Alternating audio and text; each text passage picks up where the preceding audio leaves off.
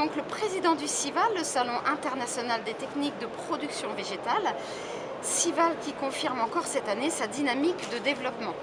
Pouvez-vous nous présenter rapidement le CIVAL en quelques chiffres et nous faire part des nouveautés de l'édition 2018?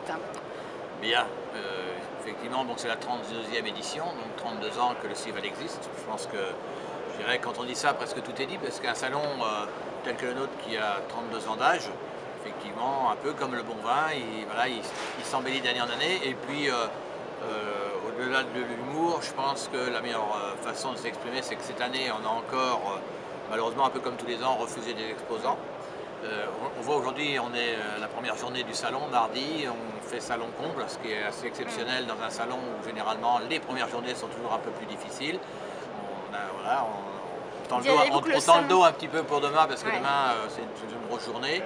En plus, c'est vrai qu'effectivement, on a agrandi de 1000 m², ce qui est quand même pas, même si c'est de manière un peu provisoire, agrandi le salon pour avoir aussi, comme je le dis souvent, ce qu'a fait la notoriété de CIVAL, c'est l'accueil qu'on fait aux exposants, parce que je le redis tous les ans, on a à peu près aujourd'hui, on affleure les 700 exposants, de pouvoir les accueillir. On est quand même le premier salon qui ouvre dans la saison, au mois de janvier, le climat n'est pas toujours, donc on a toujours tenu à ce que les exposants soient en intérieur, le mieux reçu possible. On a fait des efforts, et la ville d'Angers l'a fait il y a quelques années avec un nouveau plan du parc qui permet d'accueillir aussi les exposants qui aujourd'hui, un salon, on veut être vu, on veut se faire voir, donc ça a beaucoup modifié aussi les salons d'année en année.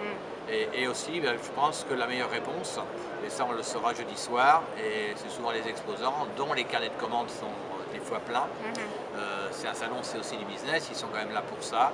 Et je vois que les professionnels qui viennent, 23 000 professionnels qui viennent au salon, viennent aussi en plus pour les conférences qu'on organise, la dynamique, et je pense que c'est une notoriété très large aujourd'hui, parce que si au début ce salon était un petit peu, je dirais, un salon régional, on a beaucoup effectivement grandi, et là encore l'exemple tout à l'heure, de se voir cette délégation iranienne, pour moi c'est vraiment, en plus d'ailleurs pas plus de 15 délégations étrangères. C'est ce que vous faites une belle transition, qu'on reçoit là, voilà, et je pense que c'est ça aujourd'hui, enfin je dirais on a toujours effectivement encore à gagner des marges de progrès.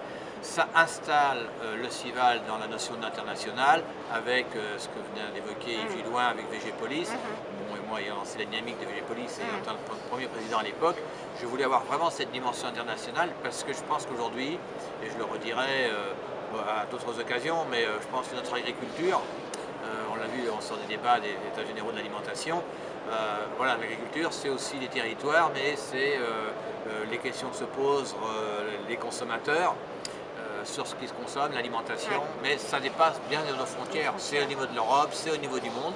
Je le dis, puisque étant aussi président d'interprofession des fruits et des légumes, aujourd'hui on fait 11 salons internationaux dans le monde, au niveau de l'interprofession, effectivement pour vendre notre savoir-faire des fruits et légumes français, mais en même temps, comme on l'a fait, la proposition qui a été faite avec nos amis iraniens, c'est d'avoir un savoir-faire d'échange entre pays.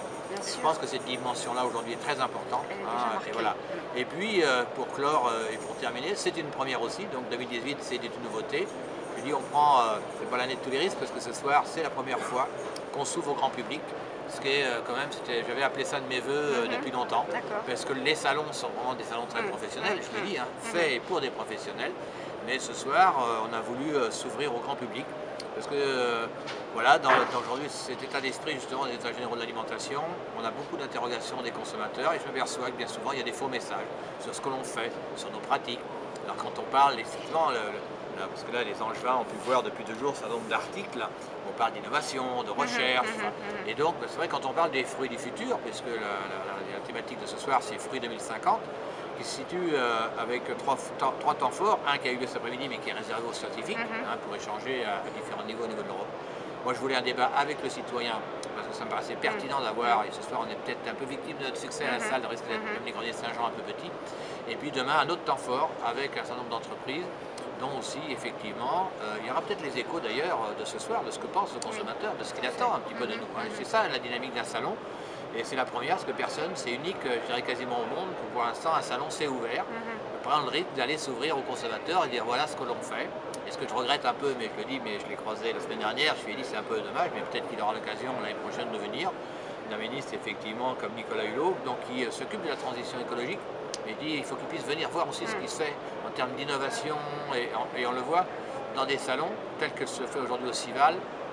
On voit ça nulle part ailleurs. C'est-à-dire qu'on le voit bien en dialoguant effectivement avec des étrangers qui me disaient hier soir, mais on peut voir la pratique dans nos pays où on peut trouver du matériel ici à Cival qui est vraiment une pratique très agricole. Bon, je dirais la petite binette qu'on pousse avec une roue, ça peut faire sourire aujourd'hui à l'aube du XXIe siècle. Et à côté de cette petite binette qui est aussi une réalité d'agriculture, avec l'agriculture peut-être effectivement moins conventionnelle, et à côté on va trouver le robot. Donc voilà, comme on a dit, le concours Cival, l'innovation, où on a effectivement mis à l'honneur un robot qui permet de peindre les serres, qui était une bonne innovation, parce que moi j'ai des serres, je sais que c'est compliqué de peindre nos serres, donc maintenant on a un drone qui fait effectivement ce travail-là.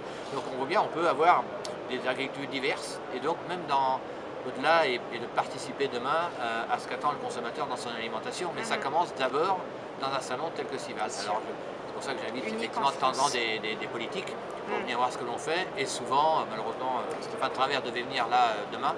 Bon, il a été pris, voilà. Souhaitons qu'on aura la chance d'avoir la présence d'un ministre de l'Agriculture. Oui, je pense, de toute façon ça se fera, parce que voilà, autant Stéphane Le Foll à l'époque est venu quasiment à tous les salons. Là, c'était vraiment, voilà, bon, il devait venir, mais il s'est excusé hier matin, parce que le président de la République l'emmène dans un voyage, donc le ministre est aux ordres de la République. Et il m'a dit, mais je regrette, parce que vraiment, j'en ai beaucoup entendu parler du Cival, et je sais que c'est un salon qu'il faut voir. Ben, voilà, un formidable tremplin.